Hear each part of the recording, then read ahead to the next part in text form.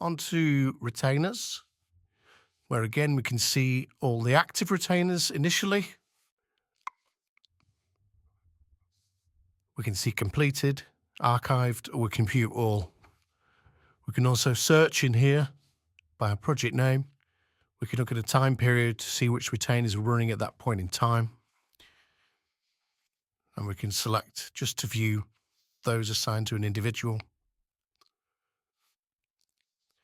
So down here we can see the retaining progress in terms of how many months are left.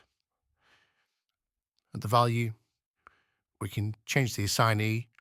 We can see who the client is, or we can go in and take a look at that particular retainer, where we can see the details.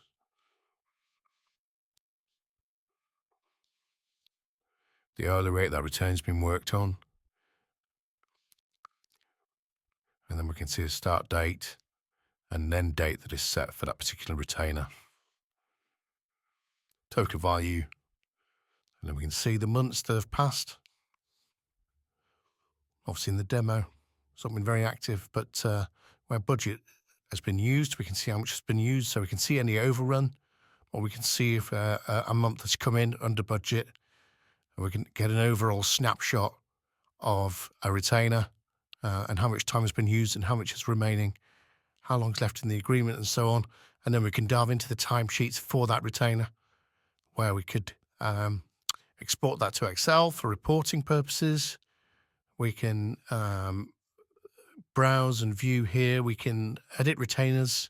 We can edit timesheets if needed from here. We could go in and just change the notes, change the amount of time that's allocated for that particular entry, whether it's billable or non-billable. And we can even change which month that timesheet is taken from.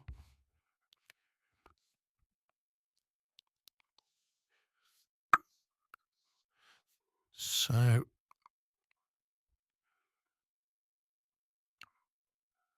that's where that one's updated. So it's a huge amount of information in there. We can go in and edit the retainer.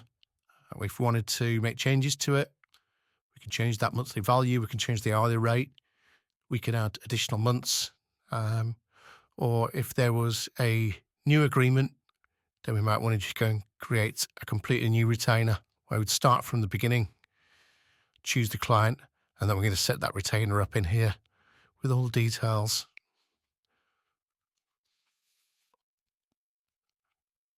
And that's retainers.